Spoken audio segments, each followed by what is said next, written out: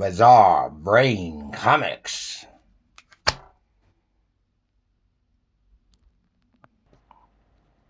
Hello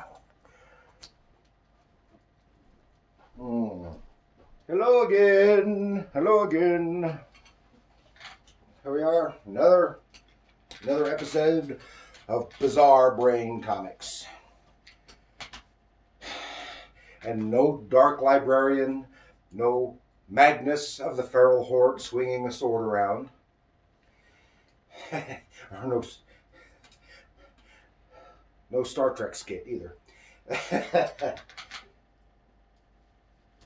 Here, this is the book we're going to be talking about today. It is titled Alpha and Omega from Spire Comics.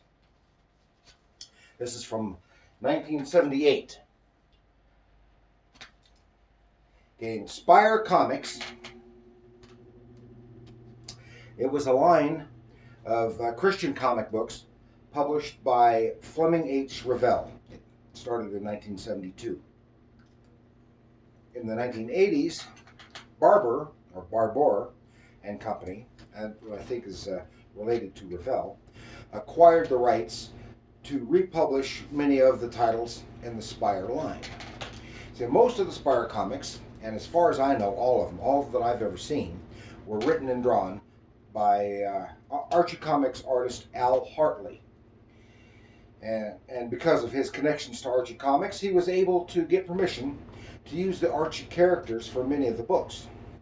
And many of the other books were based on Christian novels or movies, or just some of his original material. And Al Hartley, he was born Henry Allen Hartley, 1921 to 2003. Good long life. He was a writer and artist, best known for his work on Archie Comics, and for some pre-Marvel Atlas comics of the 1950s. In 1980, he won an Inkpot Award, and he was the son of a New Jersey congressman. Al drew for a local newspaper when he was in high school. He studied at the Art Students League of New York. He drew spot illustrations for magazines and did some comic stories until World War II. And during the war, as a pilot, he flew missions in B-17 Flying Fortresses. And after the war, he drew for a variety of humorous comics, or humorous comic stories. And then he did the Patsy Walker comics, or some of them anyway, for Timely Atlas. That was before that became Marvel Comics. And then for many years he worked for Archie Comics. And that's what he's best known for. I believe he did, if I remember correctly, he used to draw the Archie newspaper comic strip. Several years ago, I had a book reprinting some of those strips, and I wish I still had it. I got rid of it several years ago, and now I wish I still had it. And of course, then he drew the Archie comic books as well. Well, that's that. Onward, let's go and enjoy the comic book. Yeah.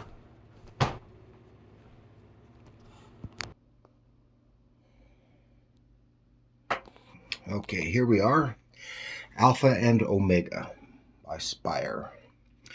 And this is a cover. See his signature right there, of course, by Al Hartley. And this is a nice, of course, general circular composition. Nice composition, nice figures. It's a good eye-catching cover. And I really like the way he did the drapery in this, the dress of this female figure. It looks very nice. His overall artwork is very nice, and this is all the way I've seen all of his more realistic stuff. It's still cartoonish. It's very simplified, but very relatively realistic figures and stuff. Now as opposed to here's his other stuff. Some of his other stuff from in this line. Archie's Parables, still Archie. But he does some really nice work here in the Archie style. Archie's Sunrise. See just a little bit more of that later. But this book is Alpha and Omega, and this is basically a reinterpretation of Adam and Eve as a science fiction story. And I take it this is probably for much younger readers, because there's isn't a whole lot of dialogue or captions in any of these books. You can see nice heroic face right here. This is Adam Patino, one man alone in the ultimate adventure, searching what lies beyond. Those are simplified, adequate spaceship. I like that. It's some nice zip tone effects right here. Alpha to base comm, entering unprogrammed area of brilliant light. Okay, this is supposed to be the creation, but as I said, this is it's the story of Adam and Eve from Genesis. All sensors indicate life support capability. Here he's landing. That's some nice foliage.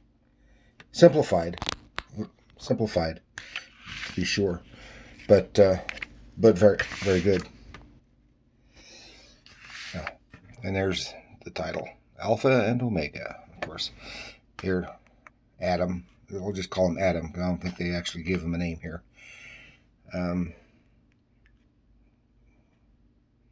Remembering, he said, we're getting a second heartbeat. Here it is, control, like in Houston for the space program. Switch to video. Clear up the focus. We're getting two figures. Suddenly, there's a girl with Alpha. So it's where God had created Eve, put him to sleep. How did she get there? Alpha was alone at blastoff. Her data is exotic. She's only 2 hours old. Alpha. Of course, Alpha. That's what they call him, Alpha. Adam, the beginning, yeah. Nice here. Oh, here, right here. These are some two really, really nice figures right there. Simple, straightforward storytelling. Perfectly adequate. Well, who's doing the programming? It's a totally new program. Well, who's doing the programming? I'm receiving data from a higher source. Please stand by. And then Alpha, Omega, your search will be rewarded. So I guess she's supposed to be Omega. And of course, that's the voice coming from nowhere. The voice of God. Okay, here they are looking around. Supposed to be Eden. Everything exists for your benefit except the red planet. Do not go there. Well, that's suspicious. Base comm to Alpha. We can't accept the data we're getting. There they are, just enjoying the fruits of the garden. And they get noticed. Another ship is approaching. Here it is landing, and of course here it says Nova 666. That's not foreboding. And here comes this figure in red. Comes out. I am Lucifer. Are you ruler here? I intend to take control very soon. Okay. Very straightforward. Nothing wrong. Very professional. Straightforward. And visually interesting. not, as I said, for simplified, not terribly detailed, but enough. It does some really nice. In fact, even though it's supposed to be menacing, this is a real nice face right here in Lucifer. Okay, of course, you can see his red eyes, very menacing, and of course, indicating that he's supposed to be the serpent in the garden, even though there's actually nothing in Genesis to indicate that the serpent is Lucifer, but not to talk about theology. Just about the story and the art. I wonder what this is supposed to be. That's visually interesting right there. All that foliage. It's probably some of the most detailed foliage I've seen so far. Maybe he was sitting next to him on his drawing table.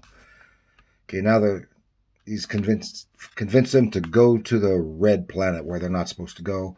Oh, but it's a forbidden zone. It could mean death. That's a nice figure there, very kind of menacing the way that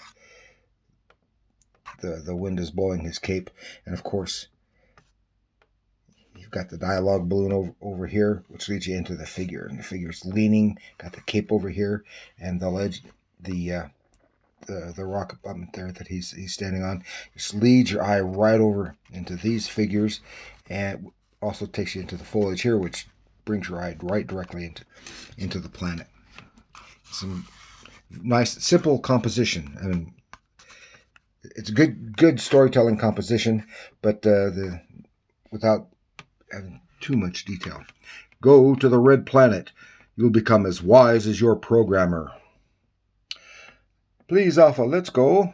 Of course, she's got to talk him into it. Because perhaps there is knowledge to be gained. And, of course, they head off. And it's so beautiful, like a giant apple. Yeah, that's apple. The apple in the garden, of course, it was just the fruit of the tree of the knowledge of good and evil. It's getting darker and darker. It turns into... boom. Turn back. It's a black hole. It's swirling. And the jumbled up panels is a nice bit of storytelling. Really conveys that they're all in a jumble. And here's part 2. They're still in the jumble, and my entire life was programmed for it. What irony! I've been bred for my mission. And here it has a flashback scene to when he's being made. And remember, this is 78. He even got an R2-D2 in there. So that tells you it couldn't have been before 77. And here we go, see more. It's Welcome to My World. And it shows all kinds of spaceships and wars and explosions and monsters. It's a nice montage panel, splash panel. I like the villainous figure here, like their figures there, and here we just get to see some of the monsters coming up. Everything is in conflict, and we're in the middle of it. Here's some more. This one here's a nice figure. We're doomed. Fighting off a monster. And there's another monster.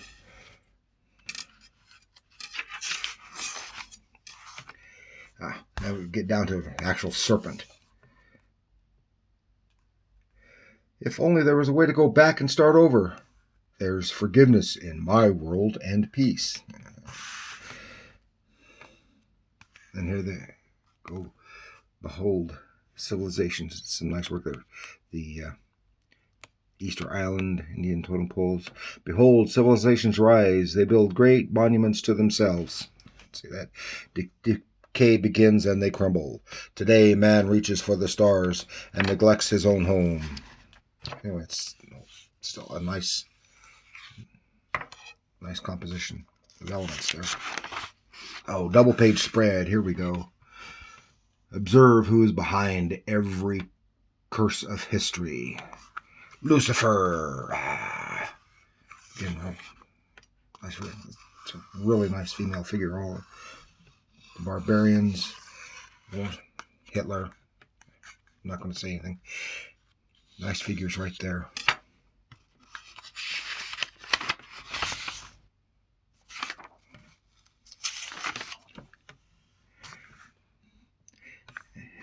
And here they are. Lucifer will try to jam our communications and separate us.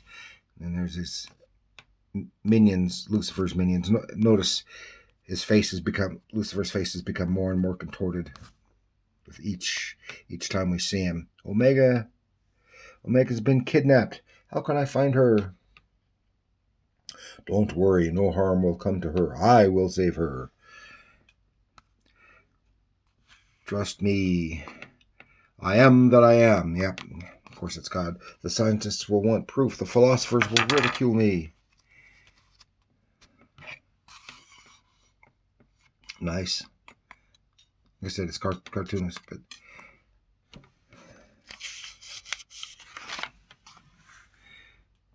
and that's it. Run faster. And of course, here we see get how more contorted Lucifer's face is.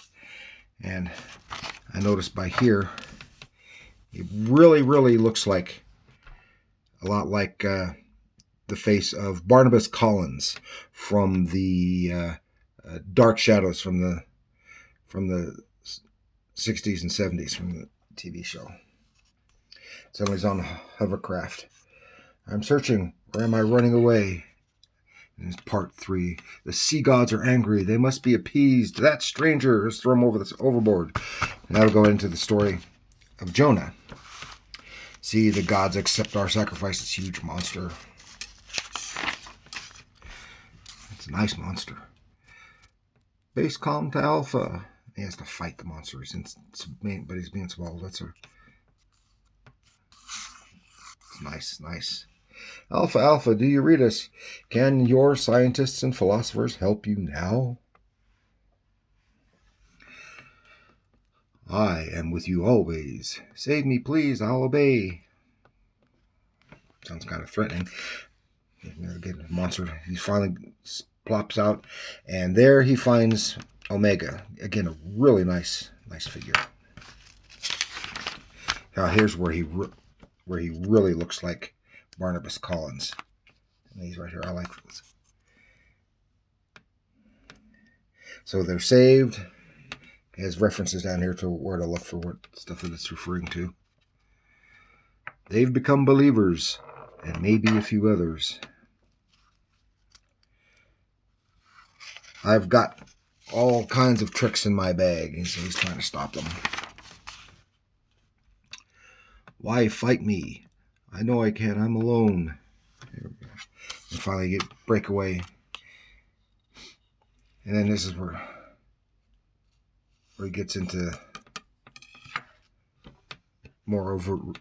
Long ago, they took away our Bibles.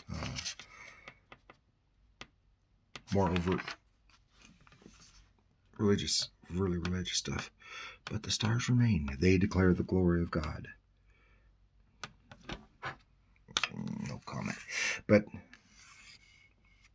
the black space did the stars. It's nice work. This space city, everything is artificial. It's nicely done. When they get back, I own the council. Ha ha ha. This report is an insult to our scientific progress. That's it. So they're being rejected by the people who'd sent them there. And all the summing up with the religious stuff. Well, the whole thing is religious, but it's parable. And then here's talking a little about Al Hartley himself and the comics. And like I said, he did several others. Just wanted to show you a little bit because, like I said, he's best known for Archie. They're all entertaining, simplified, easy for kids to read, and fun. Like these, like Archie's Parables and Archie's Sunshine. They're kind of fun. Work with the I think work within the theology. But here you get to see Al Hartley doing his Archie stuff. Very nice. Simplified, cartoonish dragon. I like that. I like that dragon. He does very nice, attractive female figures. It's a really nice drawing of Veronica. And just simply tells the story. Yeah, it's fun. And here, really nice Betty. There's after that is like a Western thing. I like that. Some cool stuff. And again, really nice Betty. I'm not saying anything bad about it. It's Archie's either. All of his figures. It's some really nice figures. I like this panel. This is a really nice panel. Jughead is his Indian sidekick. Archie is the sheriff. Veronica is that lady. We have another science fiction parable. And here's a mad scientist. This is a more standard Archie kind of story. It should be in a horror genre. Although simplified. They're all fine. Well, not religious. I like comics. I like all kinds of comics. And so I would pick, when I'd find them, I'd pick up religious comics too. I initially got these, of course, because of Archie, and then saw the others. There's Betty and Ethel, Archie. I mean Jughead.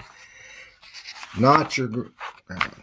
Here's this more realistic style of figure whose character is supposed to be Jesus. It's done in a slightly more realistic style, like in that other book. They're all artistically. I'm not saying anything about the theology. Even the stories are fun too. It's perfectly fine. I'll have.